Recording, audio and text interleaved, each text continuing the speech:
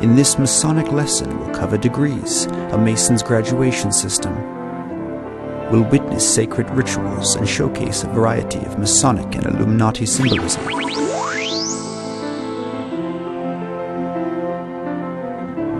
Google the words DIA conspiracy and there are 46,000 results. Many believe it's being used for government cover-up. And they point to the underground tunnels, the airport's art, and references to the New World Order's proof. What is the profession? Yeah, which profession are we talking about? Just look at it. Is it a legal profession? Of course it is. That's too bright. That's too bright. Go ahead. Oh, Mason, are you a Mason? Of course I am. Okay. That's a secret ceremony. Well, you might as well put your pinky out when you drink your drink. Put your pinky out. You're involved in the secret ceremony. It's got one more to check.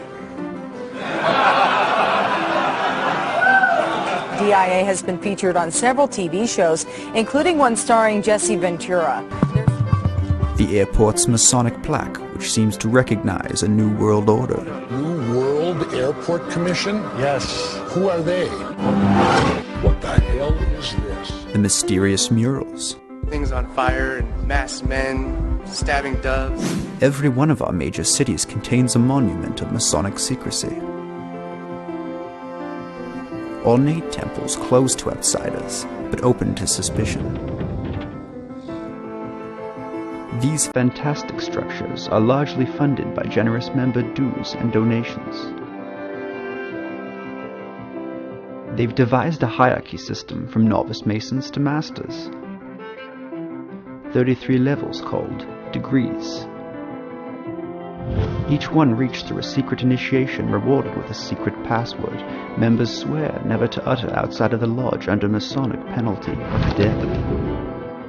There's an explanation for everything. Where DIA art director Matt Chizansky attempts to explain what they really mean. It's talking about the destruction of the environment, pollution, the endangered species. Hi, I'm James Cooper and I'm a Freemason. I am a Prince Hall Freemason. I am a Freemason. I'm a Freemason. And I am a Freemason. Hello, I'm Janet Wintermuth, and I'm a Freemason. The roster of the Brotherhood includes everyone from Kramerica's Kramer, NBA All-Stars to astronauts, from presidents to ordinary people who may have believed they joined a social club, but have soon found themselves enchanted and tangled with ancient oaths and secret signs. Let's look further at the role Freemasonry plays in mainstream media. And this machine around us, this so-called music industry, is such a demonic thing. He was listening to my verse, and I said one particular word, and when he heard that word, Freemason.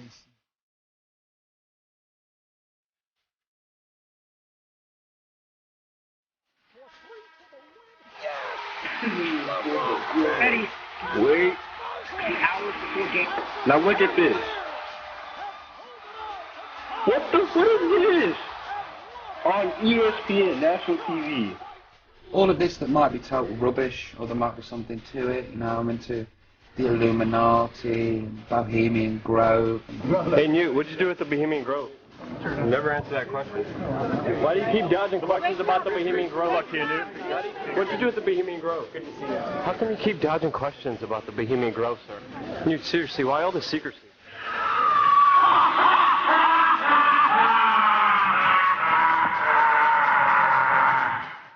Have you been there for the ceremony with the cremation of care? Frankly, I don't think that's something I need to talk to you about. New York Post says that male prostitutes are shipped into the Bohemian Grove, and you don't want to know what Richard Nixon said about the place. The Bohemian Grove that I attend, one time to time, the Easterners and the others that come there, but it is the most faggy goddamn thing you could ever imagine in San Francisco crowd. Do you actually believe all this junk? Bill Clinton said that Republicans run around naked in the woods there. Did you say the Bohemian Club? That's where all those rich Republicans... Can I get a quick autograph here? What's this picture of? Actually don't remember. It's you at the Bohemian Grove. Okay. You told me that I'm delusional. I sold my soul to the devil. I know it's a crappy deal. Pizza came with a few toys like a Happy Meal. Lucifer is? Yeah. Say that again. Lucifer is a pure, holy... Virtuous. Virtuous. Now, see the Lucifer that God created? That's the same one. See, this is what a Mason confesses, is that Lucifer is light. In the year 1717, a group of pioneering future Masons gathered at a pub called the Goose and Gridiron and formally pledged their allegiance to a club they called the Freemasons. Only 6 years after their meeting at the pub, they already had hundreds of members, several branches called lodges, and a written constitution filled with Masonic symbols, signs, handclasps, and even their own alphabet.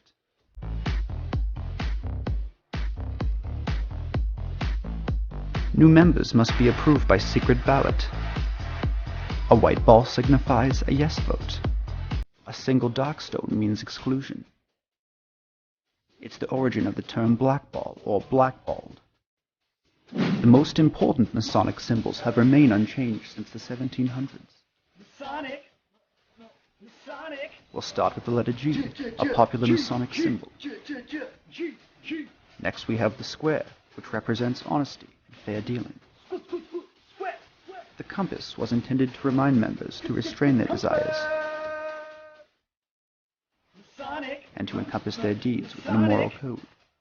Dozens of cryptic gestures and complex handshakes allow Freemasons to identify each other and the degree each one has reached. The stonemason who is traveling from one building site to another, maybe between countries even, over hundreds of miles, who can't read and write, okay? How is he going to identify himself to someone else that he is a stonemason? Well, he's got handshakes. Even your closest friend could become your enemy over that, on that eye on the dollar bill, you know, that evil, the evil, the devil, you know what I mean? But when he heard it, he was like, and I saw like his facial expression like, yeah.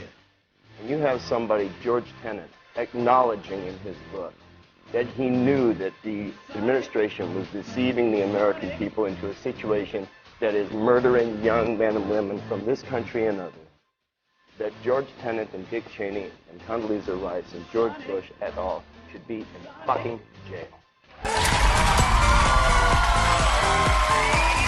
Hey, hold on a second. We are going to do that. So, let's... There we go.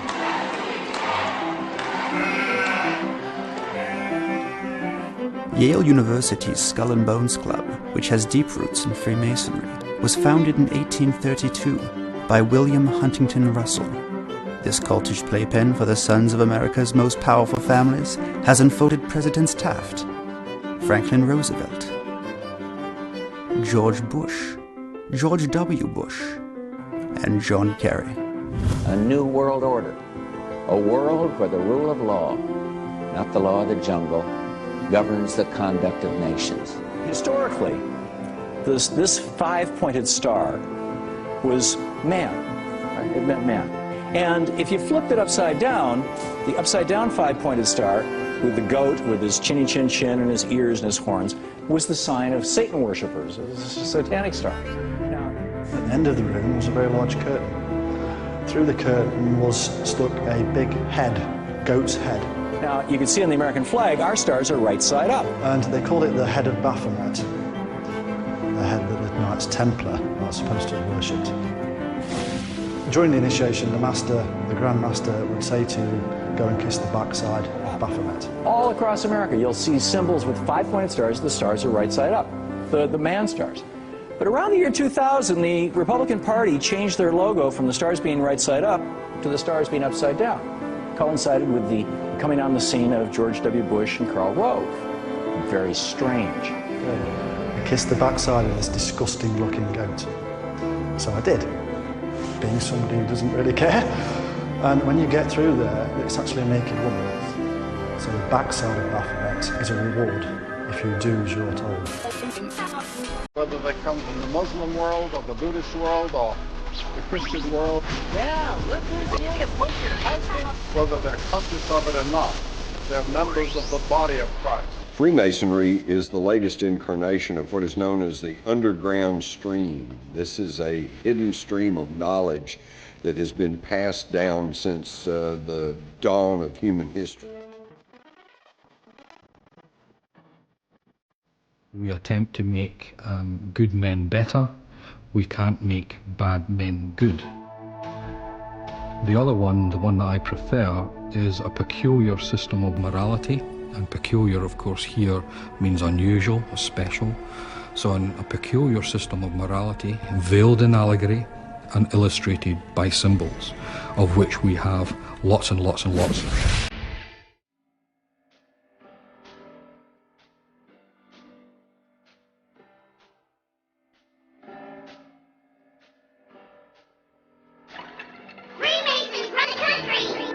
My name is Jeff Russell.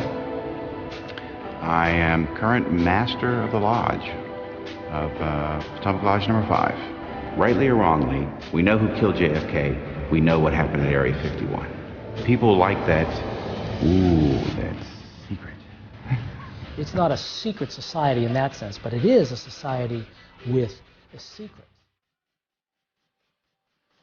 We, as Muslims, we want to bring an anti-terrorism more than anybody else.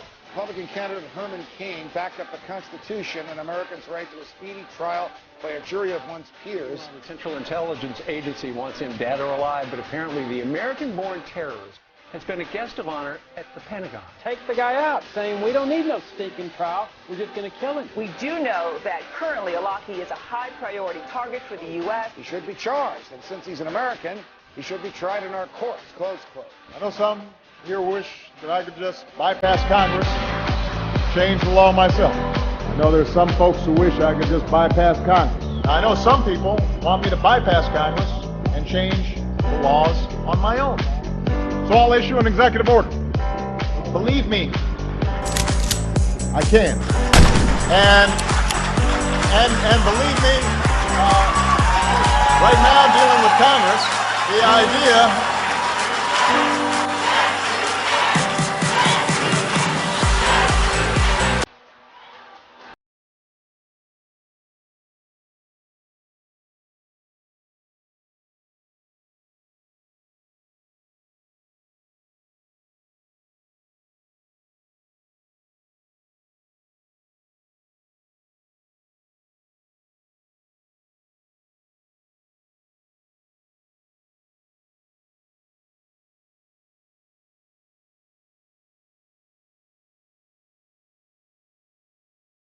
you'll never be able to prove it. They murdered my brother, and they know who they are. They'll just pick apart your life as they're able to over a period of time. It's about power and control. Yeah. You know, they control the world. And be aware there's some shit going on. So I would suggest you don't do that. I wonder who's next, because it always happens in threes. How many people do you know personally who have died suddenly and mysteriously in the past 5 years? I have personally known 8 actors, all of whom I have worked with and was close to. Heath Ledger, Chris Penn, David Carradine, and my mom. I believe these actors were whacked, and I believe that many others, such as Britney Spears, Lindsay Lohan, and Mel Gibson, are being played to get at their money, who are mercilessly slandering me and trying to kill my career, and I believe murder me. I do promise and swear, under no less penalty than to have my breast torn open. The very word secrecy is repugnant in a free and open society. And we are, as a people, inherently and historically opposed to secret societies, to secret oaths, and to secret proceedings. We decided long ago that the dangers of excessive and unwarranted concealment of pertinent facts far outweighed the dangers which are cited to justify it. And there is very grave danger that an announced need for increased security will be seized upon by those anxious to expand its meaning. That I do not intend to permit to the extent that it's in my control. And no official of my administration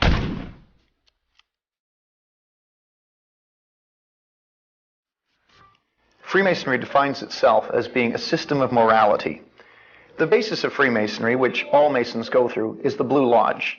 the Blue Lodge being the first 3 degrees or levels of Freemasonry. Entered Apprentice, the 1st degree, Fellowcraft, the 2nd degree, and Master Mason, the 3rd degree. Most Masons never go beyond 3rd degree. Although if one chooses to go beyond the Blue Lodge, there are 2 routes that can be taken. One is the York Rite, and one is the Scottish Rite. Most Masons who decide to go past the Blue Lodge enter the Scottish Rite of Freemasonry. The Scottish Rite has 32 degrees. The 32nd can lead one into the Shriners, if one so chooses. The 33rd degree, which does exist, is largely honorary. Author Ian Taylor has extensively researched the origins of modern Freemasonry. To many people, the very word Freemasonry evokes a sense of mystery, secret society and so on. But in order to find out what they're all about, we need to know a little history. There were many humanist thinkers back in the 1500s who saw the corruption that there was in the church of the day, and they concluded that in order to get rid of that corruption, they would have to be a new world order. They had read Plato's Republic. Plato's Republic in the 1500s was now a popular work, and Plato too was a Greek philosopher living in the 5th century BC, and he too was totally fed up with the corruption that there was in government.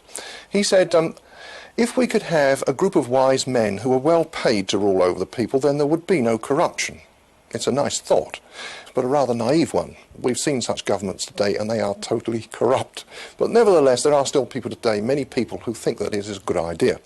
This then was the agenda for the humanist thinkers back in the 1500s.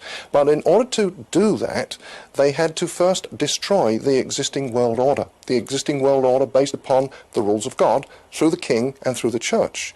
But to even suggest this would have been seen to be heresy in its day, and they would have lost their heads quite literally. And so they had to go into a secret society. Now the Freemasons in that day, these were craft masons.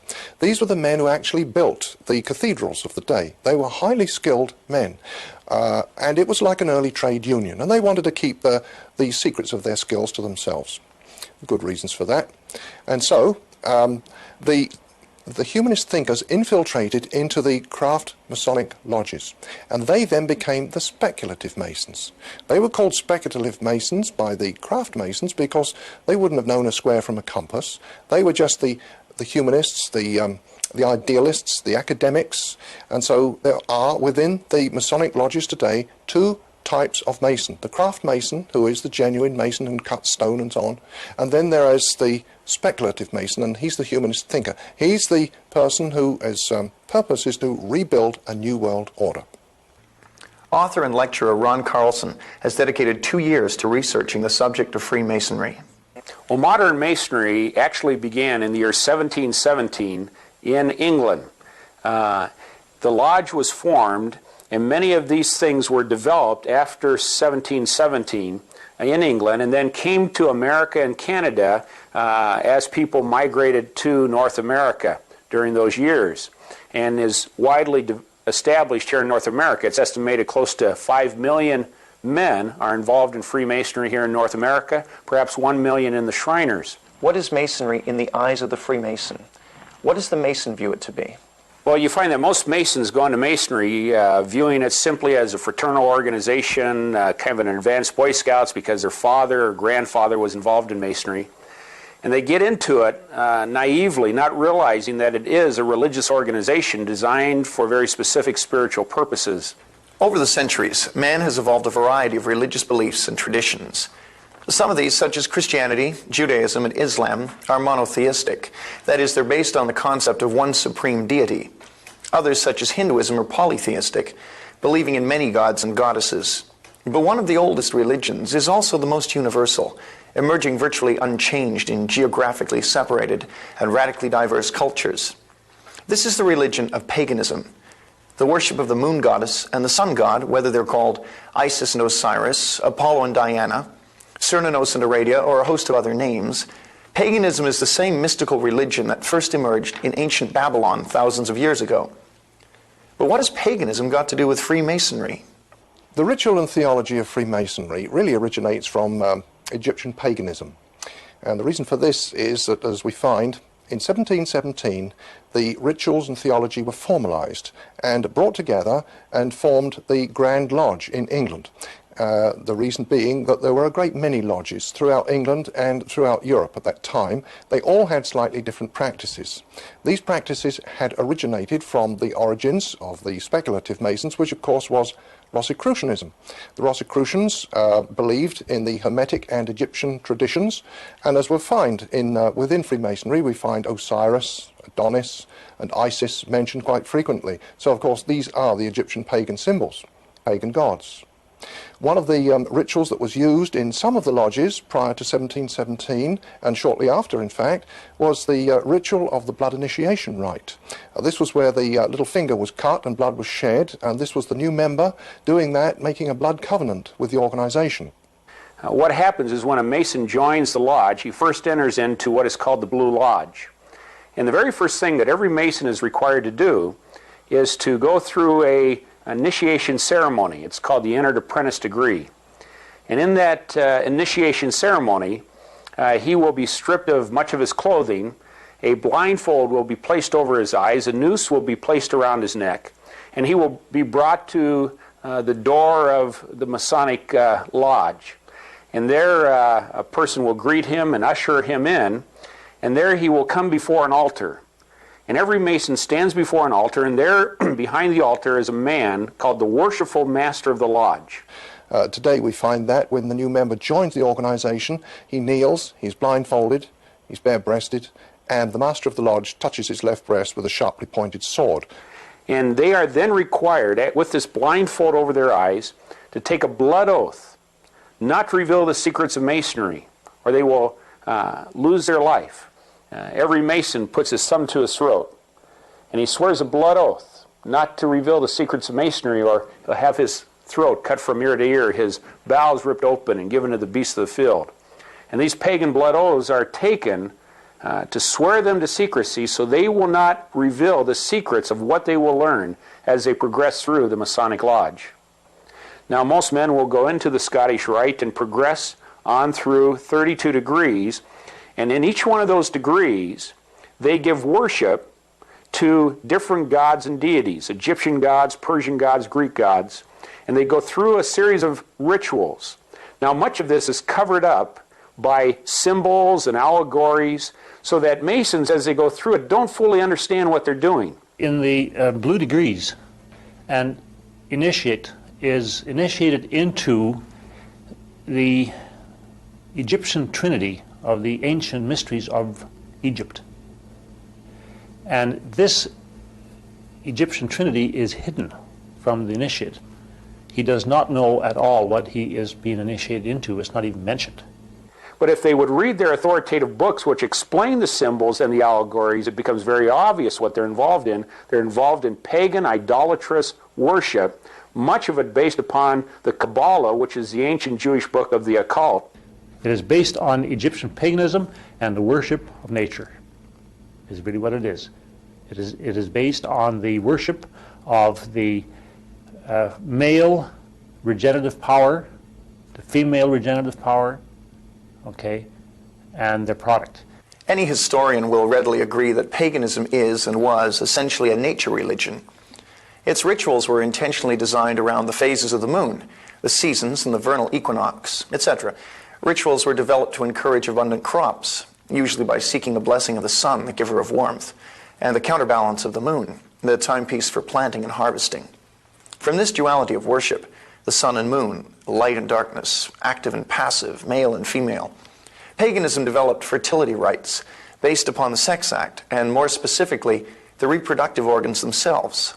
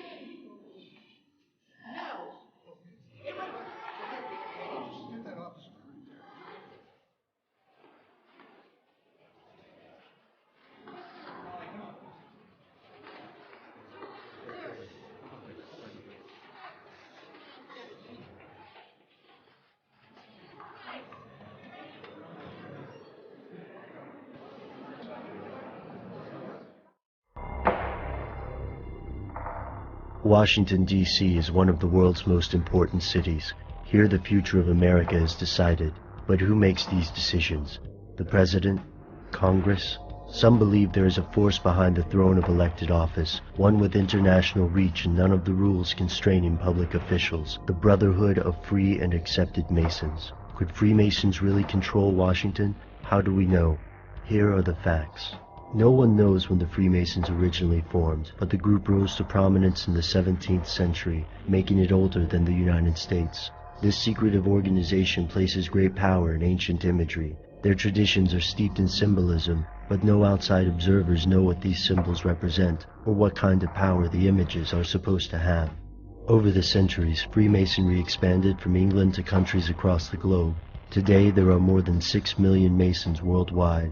In the U.S., Freemasonry continues the same secret tradition as its European founders, and the leaders of U.S. Masonry congregate in Washington, D.C., where some researchers say they've etched their strange obsession with symbols onto the city streets. Washington, D.C. was founded on July 16, 1790, and named after George Washington, who was both the nation's first president and a powerful Freemason. Some of the city's designers were also rumored to be Freemasons. But I've been to D.C. It doesn't look that strange. The conservative Greco-Roman buildings seem normal for a nation's capital. When I spent a week in Washington, I didn't notice any signs of masonry, but maybe I should have paid closer attention. To some observers, the city is chock full of Masonic imagery, from the strange statues scattered around the mall to the eerie Washington Monument. Take, for example, the House of the Temple. Located at the heart of D.C. at 16th and S Street, the House of the Temple holds the Supreme Council of the Scottish Rite, the center of all Masonic activity in North America. The multi-million-dollar building also houses one of the world's most extensive collections of Masonic literature. The Masons present themselves as a service organization, a harmless charity. So why have conspiracy theorists paid so much attention to Freemasonry? And why is a harmless charity based in a top-secret building in the middle of downtown Washington, just walking distance to the National Mall? The National Mall brings us to another oddity, the Washington Monument. As homages go, a statue would suffice. Why reproduce an ancient Egyptian artifact? Here's where it gets crazy. The Washington Monument is actually an obelisk, a type of magical symbol found in Egypt, the Middle East, and Asia. Some sources believe the Washington obelisk rests upon a ley line. These ley lines are invisible, mystical currents of energy that span the globe, connecting ancient sites of power like Stonehenge and Incan temples. Ley line theorists believe this energy can be used to cause hallucinations or natural disasters, such as earthquakes and magnetic anomalies. The location of the Washington Monument may allow its controllers to harness this natural energy for their own purposes, whatever those may be. And why is our Department of Defense based in a Pentagon? Speculation varies. Some anti-Mason activists believe the Pentagon is built to replicate earlier structures built by the Knights Templar, one of history's most successful secret societies and the world's first international bankers. Others think the shape of the Pentagon creates a reservoir of energy from the ley lines, giving Washington's rulers a way to store the harnessed potential. Think of it as a gigantic battery, slowly building up a charge. These buildings are strange, but architecture doesn't necessarily mean a secret society controls Washington. It's a bit of a leap in logic. What about the geography? Some believe the geography of Washington mimics important occult and Masonic symbols. The bizarre street layout traces acute angles rather than grids. This might look normal on the ground, but if we view the city from the air, things get strange. From overhead, the layout bears an eerie resemblance to a pentagram, a symbol commonly associated with ancient Greeks, Gnostic Christianity, and black magic. Fringe researchers think DC's street design takes advantage of ley lines to focus this geomantic or earth-based energy on the Capitol and the White House. It reminds me of the Nazca lines, enormous ancient shapes traced in the Peruvian desert. Could they be related? We already know Washington is a town built on secrets. The nation's national security and financial stability rest on the decisions made in the Pentagon and Congress, many of which the average citizen will never witness firsthand. Even the most skeptical observer will note the odd layout of DC's streets and the strange conceits in our national symbols. This is the country that slapped a floating eye and pyramid on our dollars. The eagle was a Masonic symbol before it became our national bird. Looking at the evidence, it's hard to deny that symbols in the U.S. match symbols in Freemasonry. But why? This could all be a coincidence. The imagery could be nothing more than decoration. But if the Masons believe that symbols themselves have powers, then what kind of power are they trying to generate? Is it merely psychological, or could it be something more? Something they don't want you to know. Freemasonry uses Egyptian pagan symbols quite often, and we can see that. And one that comes to mind is the obelisk. The obelisk is a tall pillar in stone, tapered and square in section with a pyramidion on top, and that was used among the Egyptians as a resurrection symbol. And the idea was it was actually a phallic symbol. It stood tall and erect, and it was used to procreate, and one was resurrected through one's offspring, and that was the argument. Well, the same thing applies today, and we find that where Freemasons are buried, for instance, very often it'll be an obelisk that's used as a grave marker. Sir John A. Macdonald, first Prime Minister of Canada, or George Washington, first President of the United States. Their grave markers both contain obelisks, and sometimes even the obelisk will even contain the compass and square to indicate quite clearly where they're coming from. But can this really be true? It seems incredible that Freemasonry, this system of morality, may actually be veiled paganism, and only lightly veiled at that. The point within a circle is one of the more prominent Masonic symbols. Past Grand Master Albert Mackey teaches in his Symbolism of Freemasonry, page 353, the point within a circle is derived from sun worship and is in reality of phallic origin. It is a symbol of the universe, the sun being represented by the point, while the circumference is the universe. Mackey states further in his Manual of the Lodge, page 56, the phallus was an imitation of the male generative organ. It was represented usually by a column, which was surmounted by a circle at its base. The point within a circle was intended by the ancients as a type of the prolific powers of nature, which they worshipped under the united form of the active or male principle and the passive or female principle. Paganism recognized and worshipped these powers as the creative force in nature. Albert Pike was Grand Commander of Scottish Rite Freemasonry in the 1800s. From his book, Morals and Dogma, the sun and moon represents the two grand principles of all generations, the active and passive, the male and female. Both shed their light upon their offspring, the blazing star, or Horus. These Masonic authorities agree that the symbols of Freemasonry are occultic and derived from paganism.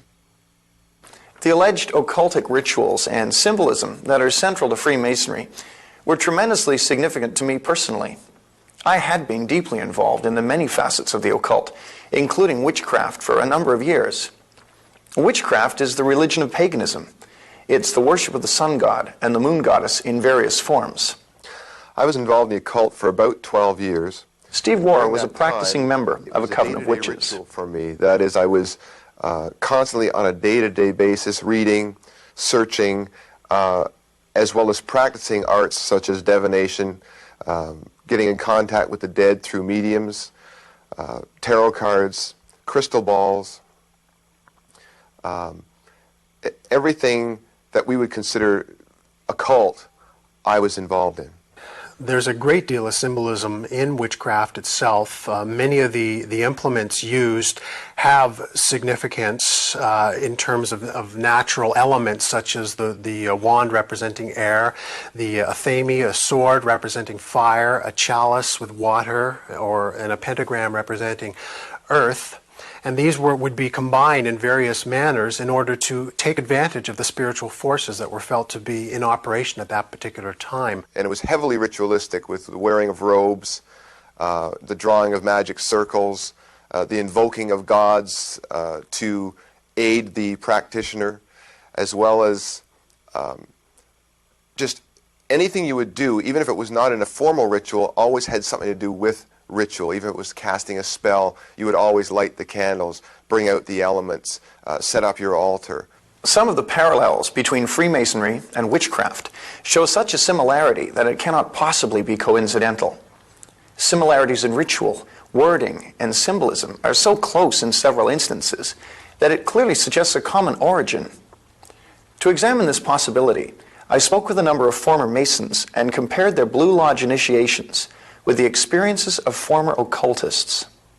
In the initiation in Freemasonry, we had to be recommended by another Mason. Well, in order to join witchcraft, you have to be first screened. You have to be recommended by somebody currently in witchcraft. Well, when I was initiated, I was blindfolded and bound by a rope, and on your bare chest was thrust the point of a spear. In witchcraft, we were initiated through a very involved ritual, initiation ceremony, wherein the candidate was led blindfolded, bound by a rope to the edge of the magic circle. And the rope is around your neck and you're led forward. And up front, in the eastern end of the building, is a person who's a worshipful master. And you kneel down before him as if he were a god. You were met by the high priest or high priestess at that time, usually with a sword to your chest. When I went to enter the lodge, a sharp object was put to my left breast. And I was warned that should I reveal any of the secrets of Freemasonry, to know what to expect. When you're presented before the high priest, a sword is held against your chest, and you actually take a blood oath, promising to remain faithful to the secrets of witchcraft. Well, when you are in the room, this blindfold is taken away from you, and this is a time when they say that you're coming from darkness into light. During the initiation ceremony, the initiate is led by the lieutenant of the high priest and is challenged at the edge of the circle by someone saying, "Who goes there?" And the answer is, "One from the world of darkness." In Masonry, the prayers are ended with "So mote it be." Oh, and one of the other aspects of, or distinctives of the craft was that we would always end any spell or ritual where we released the power, this is where the power was released, with the word "So mote it be." I was intrigued to discover that witchcraft and Freemasonry had so much in common. However, in white witchcraft, followers dismiss the biblical concept of Lucifer. Freemasonry goes so far as to actually call Lucifer God.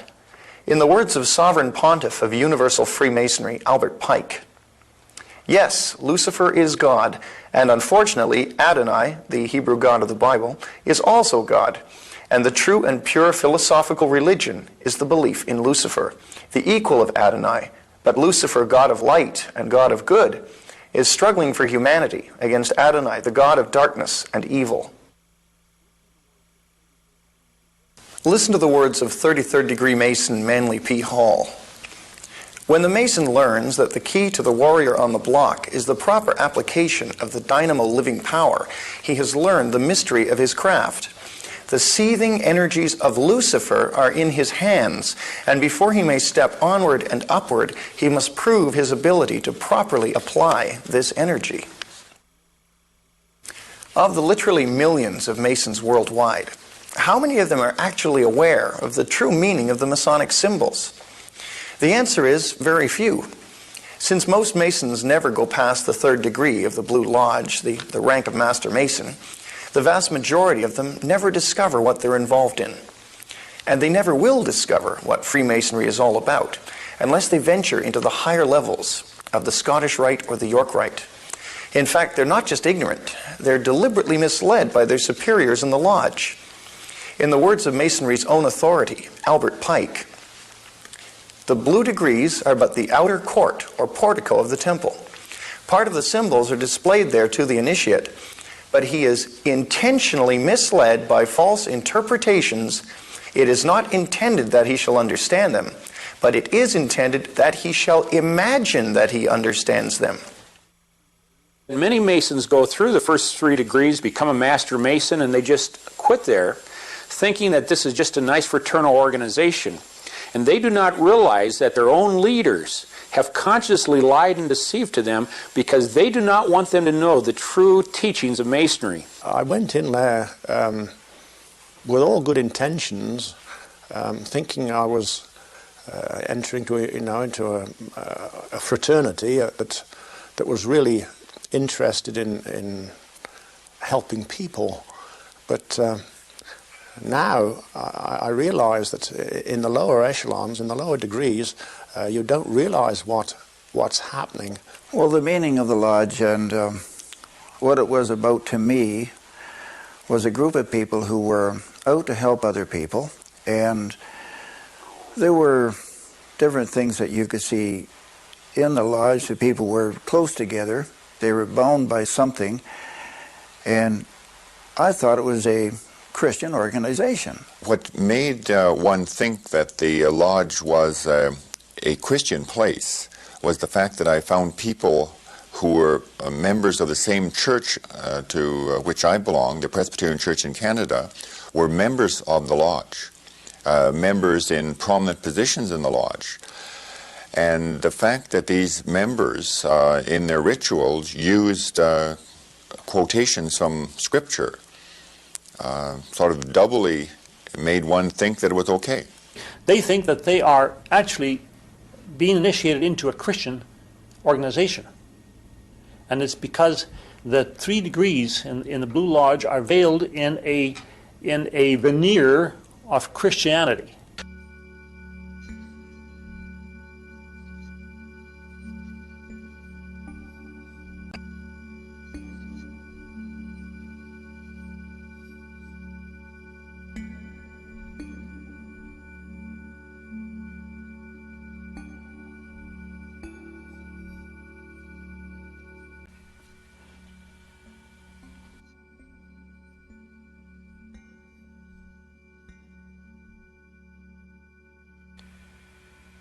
Easter was approaching, and one quiet morning I was at home recuperating from the second operation when the doorbell rang.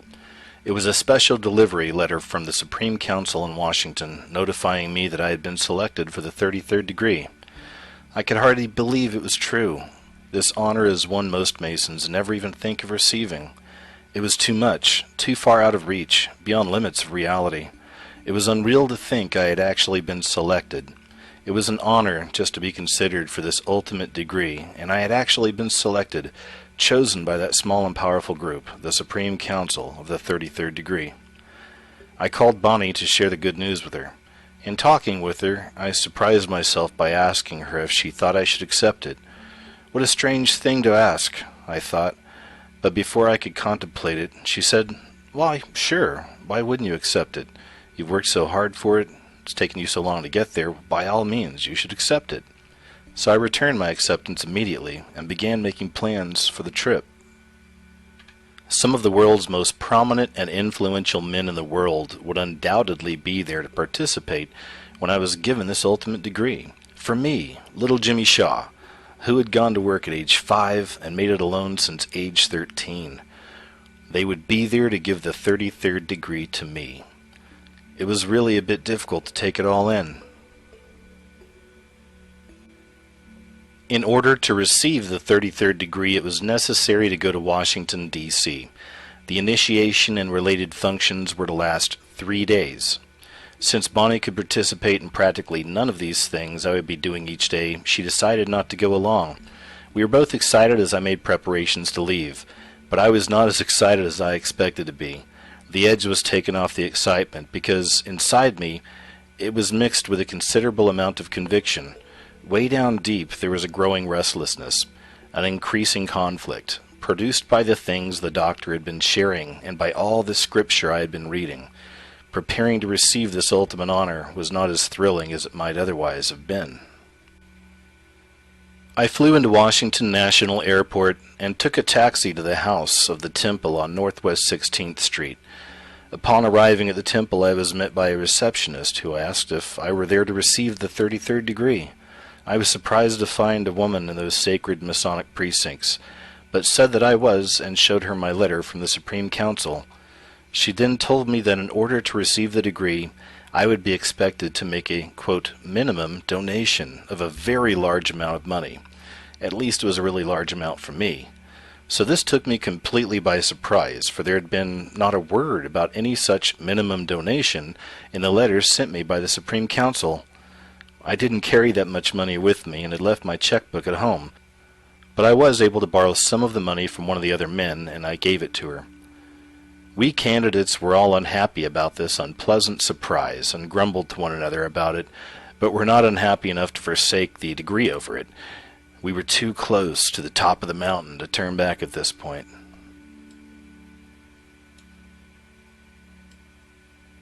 The house of the temple is quite impressive, a bit awesome really. Standing large, gray, and silent on the east side of Northwest 16th Street between R and S Streets, it looms very wide and tall from the curb. There is a huge expanse of granite pavement in front of it, including 3 levels of narrowing steps as the entrance is approached.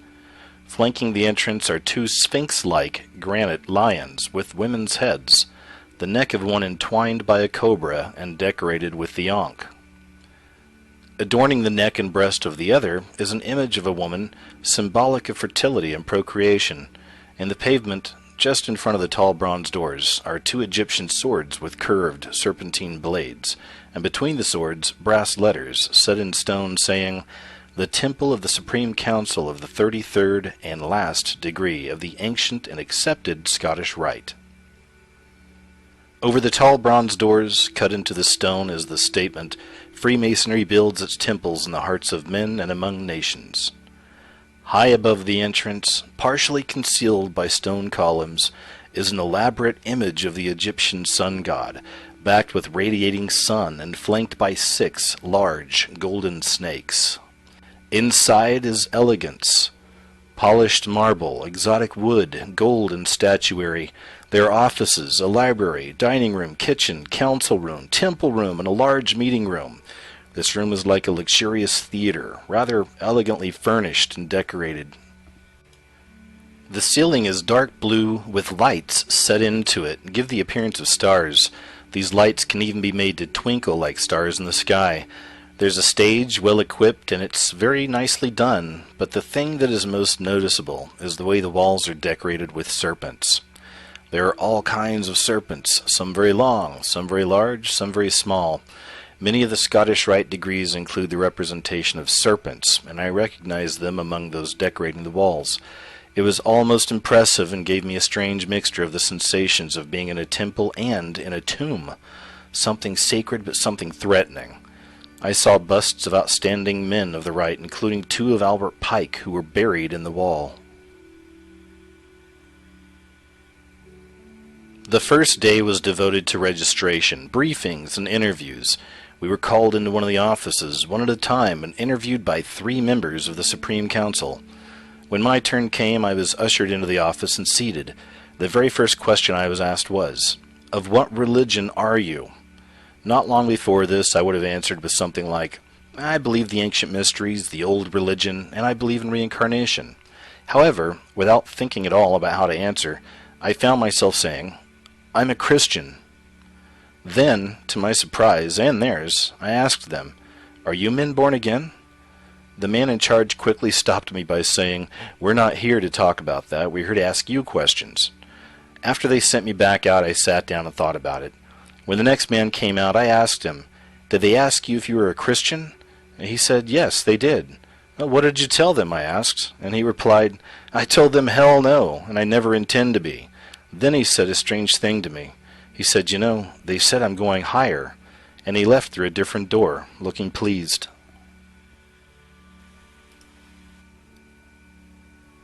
The second day was the day of the actual initiation, held in the theater-like meeting room.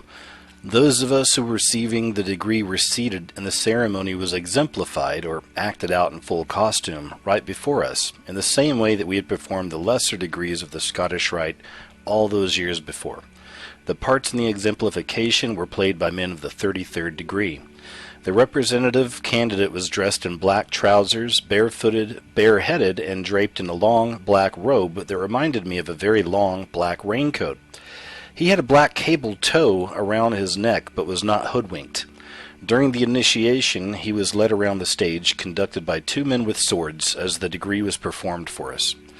Instructions and signs were given. Upon the altar were 4 holy books, the Bible, the Quran, the Book of the Law, and the Hindu scriptures. At one point, the candidate was told to kiss the book, in quotes, "of your religion," and representing us all, he leaned forward and did so. I remembered the first degree initiation when I was told to kiss the Bible, and at that moment something came full cycle. It was the final such kiss to be a part of my life. When it was time for the final obligation, we all stood and repeated the oath with the representative candidate administered by the Sovereign Grand Inspector General. We then swore true allegiance to the Supreme Council of the 33rd degree, above all other allegiances, and swore never to recognize any other brother as being a member of the Scottish Rite of Freemasonry unless he also recognizes the supreme authority of this Supreme Council. One of the conductors then handed the candidate a human skull upside down with wine inside of it. May this wine I now drink become a deadly poison to me, as the hemlock juice drunk by Socrates, should I ever knowingly or willfully violate the same. He then drank the wine. A skeleton, one of the brothers dressed like one, he looked very convincing, then stepped out of the shadows and threw his arms around the candidate.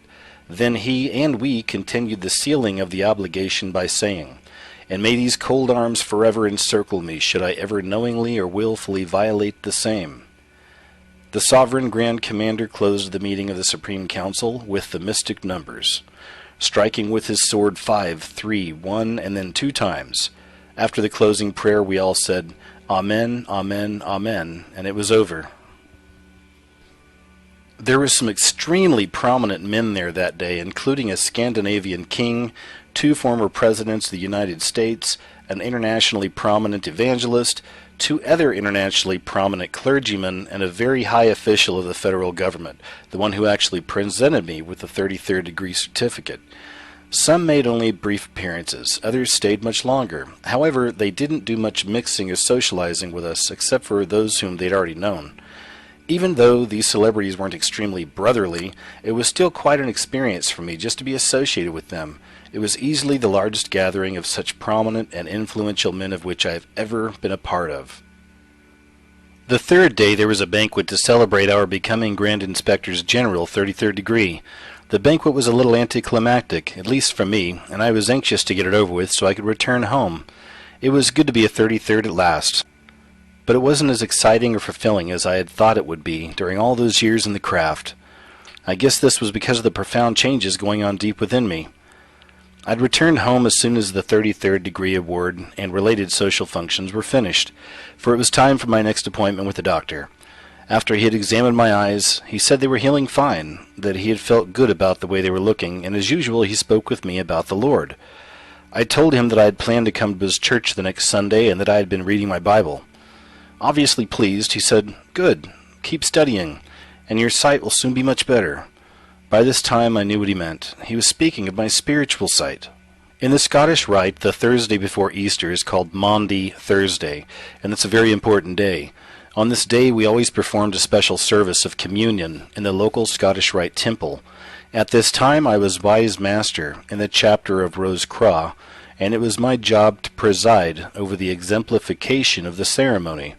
I had done this many times, and was known for my knowledge of the service and for doing a good job.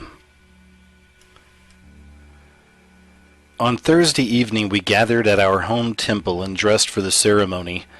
It was always a most solemn occasion and seemed a little awesome at the same time, even to those of us who had done it so many times before.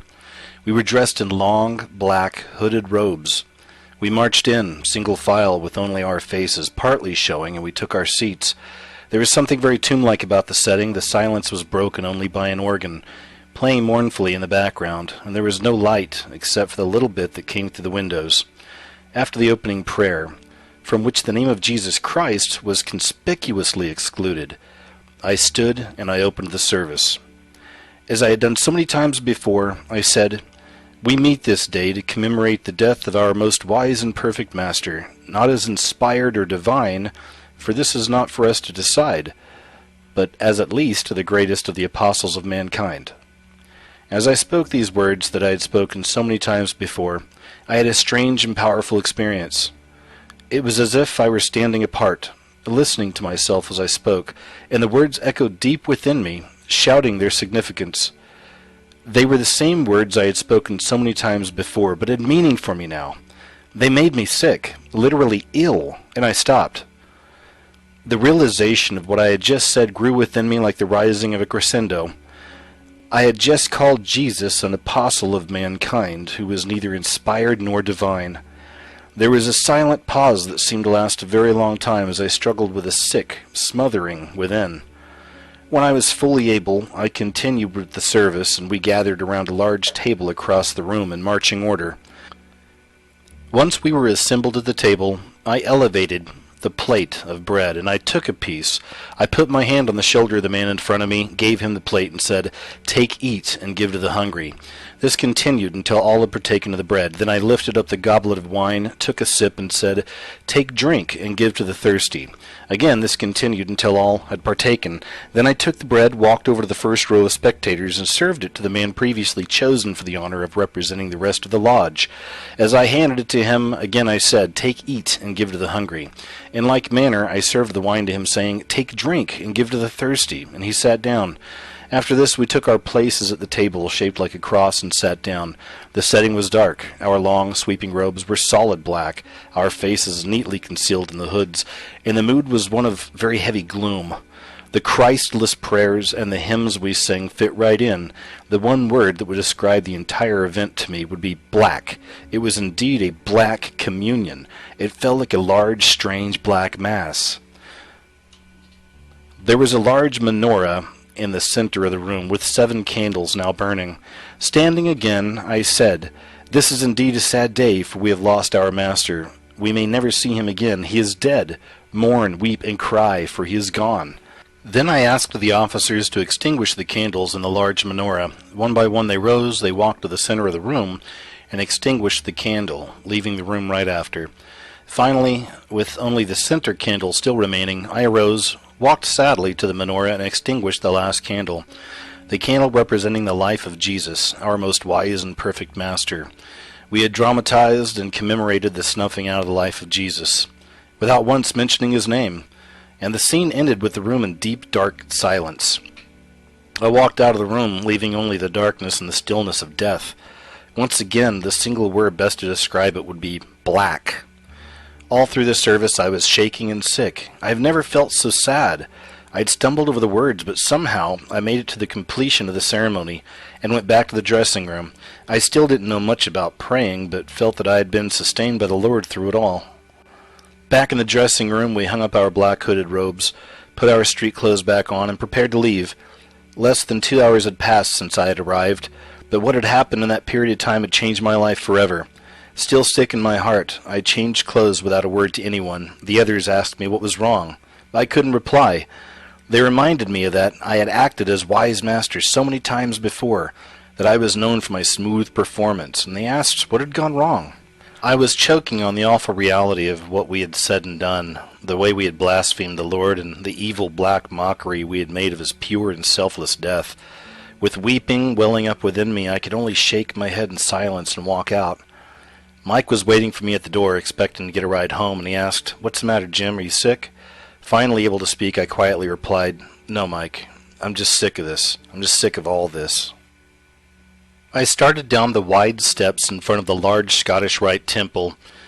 The realization and conviction was growing within me. I reached the bottom step and I stopped. Turning around, I looked back at the huge granite building and slowly studied the words. Carved in the stone across the top of the entrance, it said, "Ancient and Accepted Scottish Rite to Freemasonry." Something came clearly into focus in my understanding, and I made a decision. This crisis point in my life, one which had required so many years for me to reach, passed in seconds. The truth was revealed and the choice was made, a choice that would be the difference between darkness and light, death and life, one that would last for eternity. Looking up at those words I had walked under so many times, words of which I had been so proud, I spoke to myself out loud. It was as if I were the only man in the world, as I heard myself say, slowly and deliberately, "It isn't ancient, it isn't Scottish, it isn't free, and it isn't right." I turned away and I walked into the parking lot, knowing that I would never return. As I walked into the deepening darkness of that springtime night, I was walking into the growing light of the living God. As the natural darkness closed around me, the supernatural light welled up within me. With every step I took, as the temple receded behind me, I was more free. I will never return. The decision was made on that day. The die was cast. From that night onward, I would serve the true and living God, not the great architect of the universe. I would exult and learn of him, not Osiris, Krishna, or Demeter. I would seek and follow Jesus, not the will-o'-the-wisp of the hidden wisdoms. On. However, said, when you get past the 32nd degree, when you go to 33rd degree Freemasonry, it becomes something entirely different. Okay, what if someone was a 33rd degree Mason, what would they know that the others don't? Well, for instance, I had a state senator ask me basically, he said, were you aware that at the inauguration of every United States president, that in Washington, D.C., an occult ritual is held to raise the spirit of Osiris from the underworld so that it can take its rightful place in every United States president? That absolutely blew me away. I thought, this is within Masons? That's within Masons. As a matter of fact, I went there to verify it myself. I took my wife, Nita, with me, but I wanted to know if that was a fact, because if that's true, that's an astonishing idea that an occult ritual such as that would be held. Okay, and how long were you a Mason for? 9 years. And how high up did you go? Well, I went through the typical Blue Lodge degrees, went through York Rite all the way up to the Knights Templar Commandery, went through the Scottish Rite all the way up to 32nd degree, and at that time, then I was considered worthy to get into what is called esoteric Freemasonry, which most American Masons don't even know exists. And in that organization, I was admitted into the Rite of Memphis Mitzrayim, and I went up to 90th degree, which a lot of Masons, if they even hear that, they will, their false teeth will fall on their heads. But there are actually at least 97 degrees in the higher level esoteric rite. Right. Were you surprised when you found that there were more than 33 degrees? No, not really. See, here's how this works. When I went through the Masonic rituals, I had the spirit guides in my ear whispering things, telling me to do things, telling me to answer certain things in certain ways. Because I did that, I was identified by the leadership of the Grand Lodge of the state of Wisconsin that I was someone a little bit extraordinary. And see, that's one of the ways in which I ultimately got contacted by the Illuminati, is because the spirit guides had given me certain key things to say, key things to do, even gestures to make, stuff like that would identify me as being someone who was worthy of more light. You see, that's what they promise in all the Masonic degrees. They say, you get light, you get further light, you get more light. And of course, where does this light come from? Well, if you read the writings of the Masonic leaders, that comes from Lucifer. And how many Masons know that? Maybe 1 in 1,000, but most of them don't have a clue unless they bothered to toddle upstairs and read the books that are in their own Masonic libraries, like I did. How many Master Masons know that there are Satanists among them? I'd say probably the same figure I quoted earlier, 1 in 1,000. Right. Since Catholics are strictly forbidden to be Masons, why were you being asked to do two opposite things? What people don't realize is that the Catholic Church helped start the Masons. And that, for example, the Scottish Rite, most of the degrees in the Scottish Rite were written by Jesuits. So even though there is this apparent antipathy between the Masons and the Catholics, to the point that up until John Paul II's reign, if you became a Mason, you were Roman Catholic, you were de facto excommunicated, just like that. But actually it's all a sham, because most of the high level of people in the Vatican are all Freemasons, and many of the people that are Freemasons are Catholics. It's like the old Hegelian idea, which he actually got from the Illuminati, of thesis, antithesis, synthesis. You have two opposing things, and they fight, and they come together, and they create and in this case, the idea would be to create a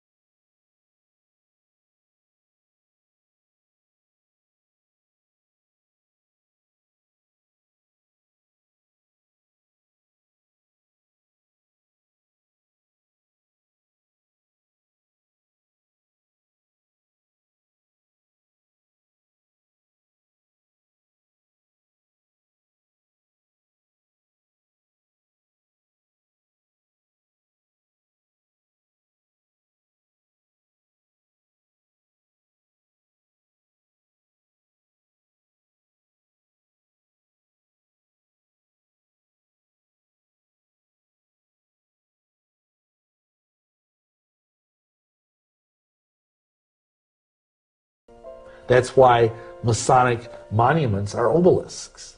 Like Washington's monument, the largest obelisk in the world. He was a Freemason. It's a giant phallic symbol. It's all there for everyone to see. That is what the Masons mean by resurrection. Wow. If you go to a Masonic funeral, they talk about the sure and certain hope of the resurrection. That's not, they don't, when they say that word, they don't mean what all the nice, Christian people sitting in their chairs think they mean. They're talking about the fact that the phallus dies and then rises again. Tom, how in the world did Washington, D.C. and the Vatican have these Masonic symbols and buildings, etc.? Where'd that come from? Well, again, it goes back to the influences of these early Freemasons who had an idea about how they wanted to build what we would call an occult democracy. For instance, you can go to the Library of Congress website and read an article called The Most Approved Plan. And this goes back to early America, where they were advertising for different architectural firms to submit their plan about how the capital city could be built. And after all the plans came in, our own government website says they were all rejected because Thomas Jefferson wanted a plan that would be based similar to the design in Rome, where you would have a dome facing an obelisk, and furthermore, he wanted it dedicated to all pagan gods. That's on our own government website. So that's exactly this represents the sexual organs. They say the Washington Monument, and you say the Capitol represents that. What does that mean in Masonic and occultic terms? Well, because the Freemasons, a great deal of their mysticism is based on ancient Egyptian magic. And this design, a dome, which is the ever-pregnant belly of Isis in their mythology, facing an obelisk, which is the erect manhood of the god Osiris, was a magic utility. This was designed in ancient Egypt for one purpose, and that was to raise from the underworld the spirit of Osiris so he could take his place in the Pharaoh, so that the country, Egypt, could have divine representation in their king. Well, that's exactly the template you have laid out in Washington, D.C. It's exactly the template you have at the Vatican. Why is it the same things in the Vatican? Same thing at the Vatican, where you have a dome facing an obelisk. As a matter of fact, the obelisk in St. Peter's Square was removed from the ancient city of Heliopolis, where it was built and dedicated to the god Osiris. And when they took it to the Vatican, and when Pope Sixtus had it put in the middle of the square there, he actually performed an exorcism on it, trying to expel the demon of Osiris from the obelisk. And again, this Osiris is the same, it's a code for Antichrist of the New Covenant. Well, it is the god Apollo to the Greeks. In fact, you see that marriage not only on the Great Seal. Look at the Statue of Liberty, who was built by Eiffel, the famous Eiffel Tower builder, that was built by French Freemasons. That's a cult too? Well, it is, according to its own literature. You can look it up and read it yourself. It was built to have the body of Isis, which was dedicated to Osiris, and the head of Apollo. So once again, it is the marriage of the Egyptian Osiris and the Greek god Apollo, which is one and the same, according to many ancient historians. Now, you say there's a Masonic significance even to 9/11. Well, we believe there is. And without getting bogged down, President George W. Bush, January 20th, 2001, he steps up, he gives his inaugural, and twice he refers to the angel that rides in the whirlwind and directs this storm. Where'd that term come from? That is a Freemason. Well, first of all, it's an occultic term. It refers to Metatron. There's various names for the angel in the whirlwind. But for years, in fact, for at least a decade before 9/11, occultists said that when it came time to initiate the New World Order, the code word would be the angel in the whirlwind. And if you go in, where I have been, into the house of the temple, the headquarters of the 33rd degree Freemasons, they have a dedicatory in there to George W. Bush for donating more than $1 million to help propagate Freemasonry in the United States. When Masons say that Jesus Christ is simply another great moral teacher, another great moral prophet, equal with Buddha. In fact, Masons teach, according to Albert Pike, that Buddha was the first great Masonic teacher. So they're equating Jesus with Buddha, with Muhammad, with the religious leaders as just another religious leader. He is not God. He is not the incarnate Savior who came to save men from their sins, because Masons do not need a Savior. Masons feel they can save themselves through moral good deeds. In the lodge that I belong to, we had a Muslim apply for membership. And the membership of our lodge didn't know how to initiate him because we knew we couldn't initiate him on the Holy Bible. So we wrote a letter to the Grand Lodge of Alberta asking them for instruction. And a letter came back stating that we should place the Koran and the square and compass beside the Bible and the square and compass on the altar and initiate him with full honors. Bible-believing Christians accept the fact that God exists in a trinity of three persons, that is, Father, Son, and Holy Spirit. But what most people, including many Masons, don't realize is that the God of Freemasons, the great architect of the universe, is also a trinity. In both the Scottish and York Rite, you discover that Masons are on a journey seeking to find the lost name of God. Part of their religion, they say, is that the sacred name of God has been lost. And they tell this whole story of the building of Solomon's temple and the architect, Hiram Abiff, who, in building the temple, lost the sacred name of God. And so they say that Masons are on this search to recover the lost name of God. And finally, when you get to the Royal Arch degree, the Mason is finally told what the secret name of God is that only Masons can know. And they pride themselves that they alone are the custodians of the secret name of God.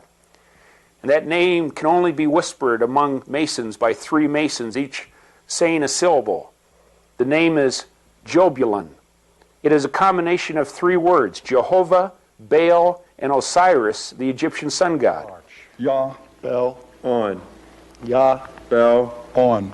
Yah. And what a Mason is worshiping in the Masonic Lodge is a three-headed god made up of Jehovah, Baal, which was the fertility god of Baalbek in Lebanon, and Osiris, the Egyptian sun god, represented by the phallic symbol, the sexual worship in Egypt.